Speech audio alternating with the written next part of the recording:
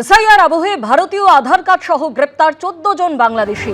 Jalpaiguri road স্টেশনে RPF এর হাতে গ্রেপ্তার কামাখ্যা আনন্দবিহার এক্সপ্রেস থেকে আটক বাংলাদেশের দল। জিজ্ঞাসাবাদের পর গ্রেপ্তার এক বাংলাদেশি দালাল সহ 14 জন। ধৃতদের মধ্যে 5 জন পুরুষ, 5 জন মহিলা ও 4 জন শিশু রয়েছে। ধৃতদের কাছ থেকে উদ্ধার হয়েছে জাল আধার কার্ড, মালয়েশিয়ার মুদ্রা। ধৃতদের জেরা করে আরও তথ্য জানার চেষ্টা চলছে।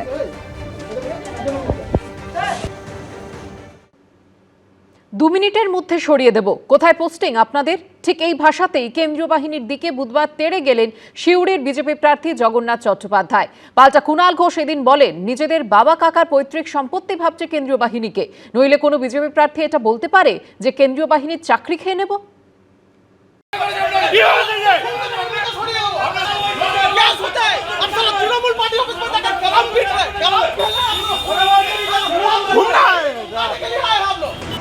পুলিশ প্রশাসন এখন জাতীয় নির্বাচন কমিশনের অধীনস্থ। নজিরবিহীন কেন্দ্রীয় বাহিনী আসছে এবারের ভোটে। জেলায় জেলায় রুটমার্চ শুরু করে দিয়েছে কেন্দ্রীয় বাহিনী। এই পরিস্থিতিতে কখনো কেন্দ্রীয় বাহিনীকে আঙুল উঁচিয়ে শাসানি, কখনো পুলিশকে ঘিরে স্লোগান।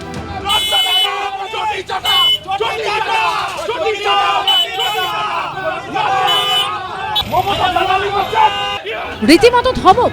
বুধবার এভাবেই কখনো পুলিশ তো কখনো কেন্দ্রীয় বাহিনীর দিকে কার্যত তেড়ে গেলেন সিউড়ির হেভিওয়েট বিজেপি প্রার্থী জগন্নাথ চট্টোপাধ্যায়।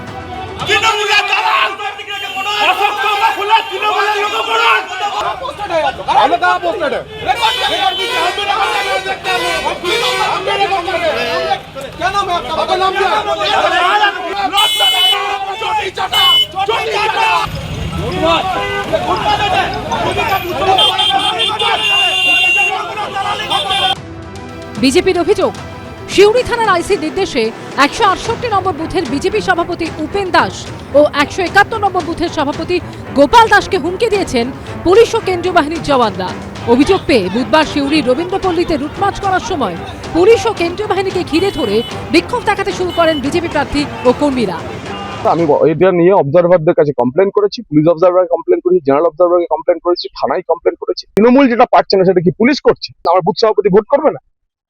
এই জিনিস এখানে চলবে না। নিজেদের বাবা কাকার পৈতৃক সম্পত্তি ভাবছে কেন্দ্রীয় বাহিনীকে, নইলে কোনো বিজেপি ক্যান্ডিডেট এটা বলতে পারে যে কেন্দ্রীয় বাহিনীর চাকরি খেয়ে নেবো? তুই কে কেন্দ্রীয় বাহিনীর চাকরি খাওয়ার? কে কেন্দ্রীয় বাহিনীর চাকরি খাওয়ার? তোদের উচিত আগে কেন্দ্রীয় বাহিনীর জুতো পালিশ করা। কেন্দ্রীয় বাহিনী ছাড়া নড়া ক্ষমতা নেই। ফোনে যোগাযোগ করা হলে এই বিষয়ে কোনো মন্তব্য করবেন না বলে জানিয়েছেন বীরভূমের পুলিশ সুপার। কিছুদিন আগে একটি ভিডিও ভাইরাল হয়। সেখানে দেখা যায় সিউড়িতে তৃণমূলের পার্টি অফিসে ক্যারাম খেলায় ব্যস্ত সিআরপিএফ জওয়ান। অভিযুক্ত 3 জওয়ানকে সাসপেন্ড করা হয়।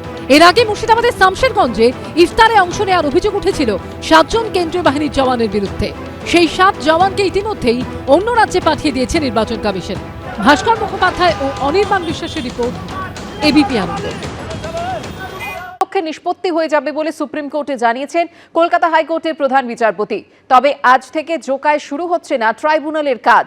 সূত্রের খবর, বিচারপতিদের একাংশের বক্তব্য, ট্রাইব্যুনাল চালাতে প্রয়োজনীয় লোকবল বা পরিকাঠামো মেলেনি।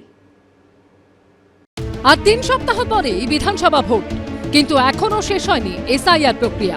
এই প্রেক্ষিতেই বুধবার এসআইআর মামলার শুনানি হলো সুপ্রিম কোর্টে। 7 এপ্রিলের মধ্যেই 60 লক্ষ বিবেচনাধীন নামের নিষ্পত্তি হয়ে যাবে, জানালো আদালত। বুধবার মামলার শুনানি হয় সর্বোচ্চ আদালতের প্রধান বিচারপতি সূর্যকান্ত, বিচারপতি জয়মাল্য বাগচি ও বিচারপতি বিপুল এম পাঞ্চলির এজলাসে। শুরুতেই প্রধান বিচারপতি জানান, কলকাতা হাইকোর্টের প্রধান বিচারপতি জানিয়েছেন 7 এপ্রিলের মধ্যেই 60 লক্ষ নামের নিষ্পত্তি হয়ে যাবে। তিনি বলেন, হাইকোর্ট থেকে জানানো হয়েছে প্রায় 47 লক্ষ 30 হাজার নামের নিষ্পত্তি হয়ে গিয়েছে। প্রতিদিন পৌনে 2 লক্ষ থেকে 2 লক্ষ নামের নিষ্পত্তি হচ্ছে। এখনো 13 লক্ষ বিবেচনাধীনের নাম নিয়ে নিষ্পত্তি বাকি আছে, তাও নির্দিষ্ট সময়ের মধ্যে হয়ে যাবে। তবে নির্বাচন কমিশন সূত্রে খবর, বুধবার দিনের শেষ অবধি 49 লক্ষের বেশি ভোটারের নিষ্পত্তি হয়ে গেছে। 1 কোটি 20 লক্ষ লোকের নাম বাদ দেওয়া হয়েছিল, বেছে বেছে যেন উকুন বাজছে। 22 লক্ষ লোকের নাম আমরা ইতিমধ্যেই তুলতে পেরেছি। 18 লক্ষ বাদ আছে, ট্রিব্যুনালে যেতে হবে, খরচা আমরা দেব। আর আজকে আমি খুশি, সুপ্রিম কোর্ট ভালো রায় দিয়েছে। ট্রাইব্যুনাল তো সেই জন্যই তৈরি করা হয়েছে। ট্রাইব্যুনালটা তো এটা নয় যে কেউ ফর্ম 7 কেড়ে নেবেন বা ফর্ম 6 ছেড়ে দেবেন বলে তৈরি করা হয়েছে। এই 60 লক্ষ নামের নিষ্পত্তি হতে হবে। নিষ্পত্তি মানে নিষ্পত্তি, নো এসআইআর নো ভোট। এসআইআরকে মাঝখানে আটকে দিয়ে শেষ হয়ে গেল বলে ঘোষণা করে ভোটে চলে গেলাম, যেহেতু সময়টা চলে যাচ্ছে, এসব বলা যাবে না। বিবেচনাধীন তালিকায় থাকা যাদের নাম বাদ পড়েছে বা পড়ছে তারা ট্রাইব্যুনালে আবেদন করতে পারবেন।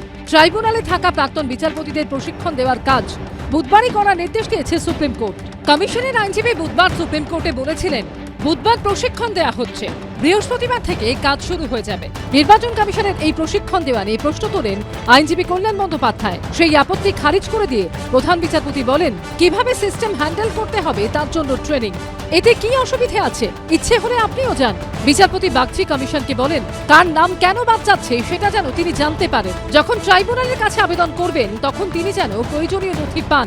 অনেক সময় হয়েছে তো যে ডকুমেন্টগুলো দিয়েছে ওরা রসিদ দেয়নি, তো ডকুমেন্ট যে যা দেবে সেই ডকুমেন্টের অথেন্টিসিটি চেক আপ করে ট্রাইব্যুনাল ডিসাইড করবে তাদের ওন মেরিটে।